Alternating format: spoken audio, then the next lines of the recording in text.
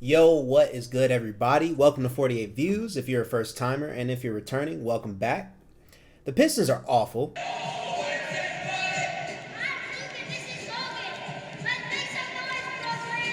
and have set a new record for consecutive losses in a season. And I want to talk about my view on why they're so bad and their outlook going forward. But I also want to note that this is not just about my view, as I want to get your view and opinion as well. So let me know what you think in the comments below. And with that out the way, let's get to it.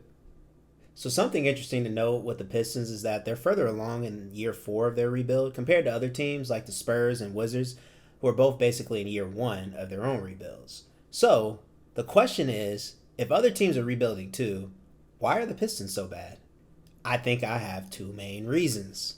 Starting with the first is the Pistons have a horribly constructed roster, despite drafting in the lottery now for several years in a row. They can't shoot, and they rank second to last in three-point percentage and dead last in three-point attempts, which is a recipe for disaster.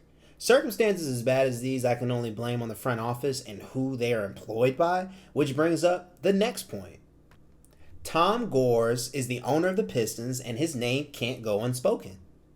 He's the one making all the front office hires, he's making all the high-level decisions, and specifically, he appointed Troy Weaver as the general manager back in 2020 when this 4-year rebuild of a project began. So to land the discussion on the first point, bad roster construction I attribute to the front office, but a bad front office I attribute to Tom Gores. At the end of the day, the whole organization has to wear this historic L, but I'll reiterate that having the right personnel in place to draft the right players all starts with decisions made by ownership. Poor roster construction leads me to the second main reason that I think the Pistons are so bad, and that comes down to just plain bad execution. And playing into that definitely is poor roster construction, but I think more so is bad coaching. Monty Williams was fired in Phoenix, and this is his first year in Detroit, so even with an extremely limited roster, I definitely think he has some culpability in this, especially since recently we've seen him struggle with a talented roster, a much more talented roster, in fact, in Phoenix after helping them make their first finals appearance. So to wrap this video up, I want to talk about the Pistons' outlook going forward. What we know is the Pistons now have the longest consecutive losing streak in NBA history at the time I'm recording this video. And regardless of me recording this video, that's not going to change. They currently are on track for a 7.1% win rate, which amounts to 6 wins or less, as it has taken them 30 games to win just 2 games. At this pace, the Pistons are on track to be worse than the 2012 Bobcats, who only won 7 games, and this begs the question, are the Pistons the worst team in NBA history?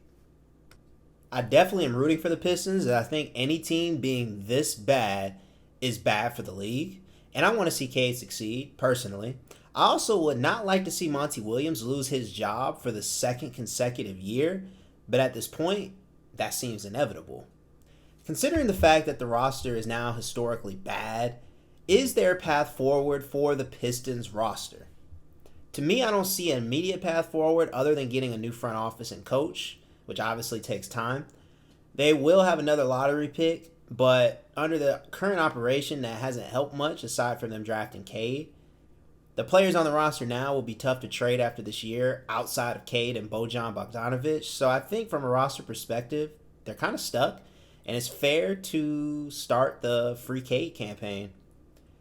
Well, that's all I have for today. Let me know what you think about the Pistons in the comments below and why they are so bad. And subscribe to the channel if you enjoy the content.